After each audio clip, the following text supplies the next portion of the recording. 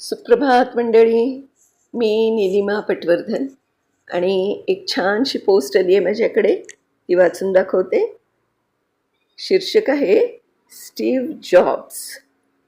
Steve जॉब्सचा म्हणजे तो एक जिद्दी माणसाची गोष्ट असं आहे. स्टीव्ह जॉब तुम्हाला माहिती असेल, ॲपलचा जनक.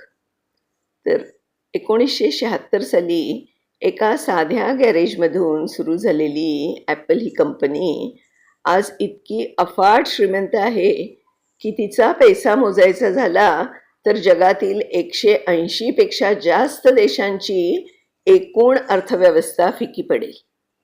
ज्या माणसानं हे साम्राज्य उभं केलं त्या स्टीव्ह जॉबचा वाढदिवस 24 फेब्रुवारी.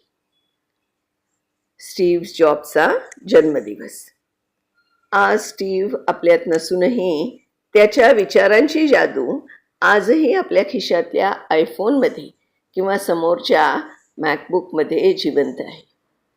तो फक्त एक बिझनेसमॅन नव्हता, तर तो एक असा किमयागार होता ज्यांनी तंत्रज्ञानाला सौंदर्याची जोड दिली.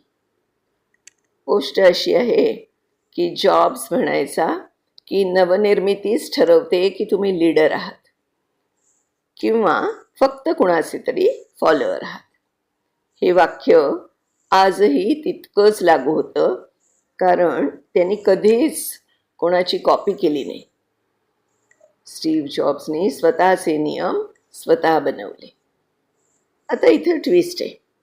अनेकांना वाटतं की डिझाईन म्हणजे फक्त एखादी वस्तू दिसायला कशी आहे, पण स्टीव्हचं मत वेगळं होतं. तो ठामपणे सांगायचा की डिझाईन म्हणजे ती वस्तू कशी दिसते एवढंच नाही, तर ती काम कशी करते हे सर्वात महत्त्वाचं असतं.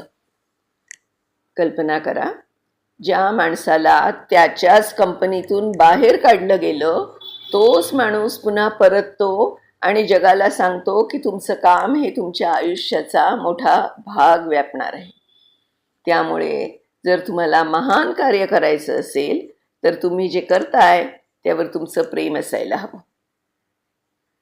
ही गोष्ट इथे संपत नाही, कारण साधेपणा ही स्टीव्हची सर्वात मोठी ताकद होती.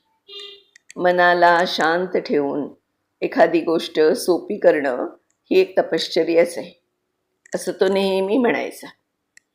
2011 त्यांनी जगाचा निरोप घेतला, पण जाताना स्टे हंग्री स्टे फुलिश हा मंत्र देऊन गेला. नवनवीन गोष्टी शिकण्याची भूक आणि काहीतरी वेगळं धाडस करण्याचं वेळ जर असेल ना, तरच तुम्ही जग बदलू शकता, हे त्यांनी सिद्ध केलं. आज जेव्हा आपण AI म्हणजे आर्टिफिशियल इंटेलिजन्स आणि नवनवीन गॅजेट्सच्या गराड्यात आहोत, तेव्हा या माणसाची आठवण येणं स्वाभाविक आहे. त्यांनी आपल्याला फक्त मशीन नाही तर एक अनुभव दिला. तुमच्या आयुष्यात असं कोणतं वेळ आहे जे तुम्हाला स्टीव्ह जॉब्ससारखं काहीतरी वेगळं करायला भाग पाडेल? नक्की कळवा मला.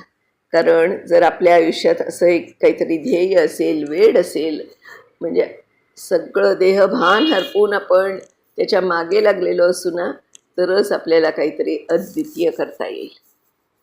आणि माझी खात्री आहे की हे जर तुम्हाला पटलं असेल ना, तर तुमची मुलंसुद्धा असं काहीतरी वेगळं करणार असतील किंवा त्यांच्या मनात असं काही चाललेलं असेल तर तुम्ही त्यांना नक्की पाठिंबा द्याल.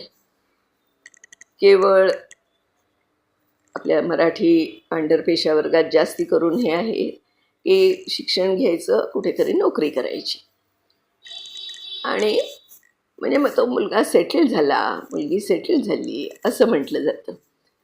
पण जर त्यांचं काही असं ध्येय असेल आणि त्यांनी त्याच्यात झोकून काही काम केलं ना, तर ते काहीतरी जगावेगळं अद्वितीय नक्की करू शकतील. सगळ्यांच्यातच अशी ताकद नक्कीच असते, फक्त आपण त्याला खतपाणी घालायला हवं, आपण त्यांना प्रोत्साहन द्यायला हवं असं मला वाटतं. तुमचं काय मत आहे नक्की कळवा मला.